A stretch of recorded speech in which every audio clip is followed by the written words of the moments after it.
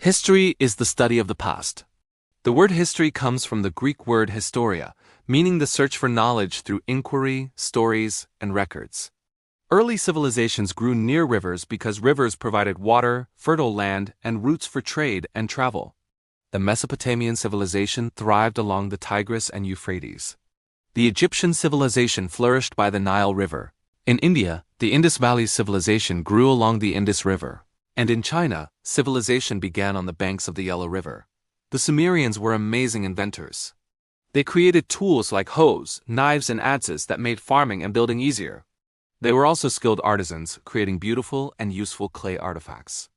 From sickles for harvesting crops to sturdy bricks for building cities, and even painted pottery and fine porcelain, many of their innovations are still used in some form today. In Egypt, the pharaoh was the supreme ruler, seen as both a king and a god. The pharaoh united the entire land of Egypt, led the armies in times of war, and guided the nation during peace. They issued laws and orders that governed society and performed sacred religious ceremonies to honor the gods and ensure prosperity for their people. The ancient Egyptians believed in life after death. To ensure the soul could journey to the afterlife, they practiced mummification to preserve the body. This detailed process involved carefully wrapping the body in cloth. The mummified person was then buried in a tomb, often with jewels, food, and other riches they would need in the next world. Cuneiform was one of the earliest systems of writing, invented by the Sumerians in Mesopotamia. Scribes would use a stylus to press wedge-shaped marks into wet clay tablets. This revolutionary invention allowed them to record laws, trade, stories, and history for the very first time. Babylon became one of Mesopotamia's greatest empires. In the year 1792 BC, a powerful king named Hammurabi took the throne.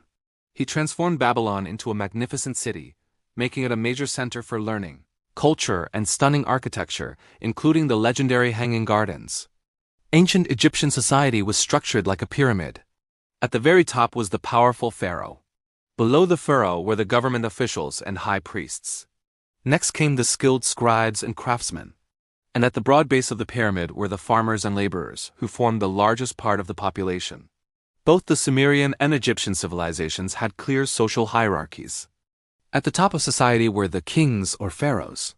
In the middle were the important priests and government officials who helped run the kingdom. At the bottom were the workers, farmers, and enslaved people who did most of the physical labor. For Egypt, the Nile River was its lifeline. Each year, the river would flood, leaving behind rich, fertile soil. To control these floods and use the water effectively, the Egyptians built an ingenious irrigation system. They constructed dikes, dams, and large water tanks to store the floodwater and direct it to their farmlands. In Sumer, women could own property and even perform important religious duties as priestesses. In Egypt, women enjoyed even greater freedom and rights. They could manage businesses, own land, and some women of royal blood even rose to become powerful pharaohs, like the famous Queen Hatshepsut.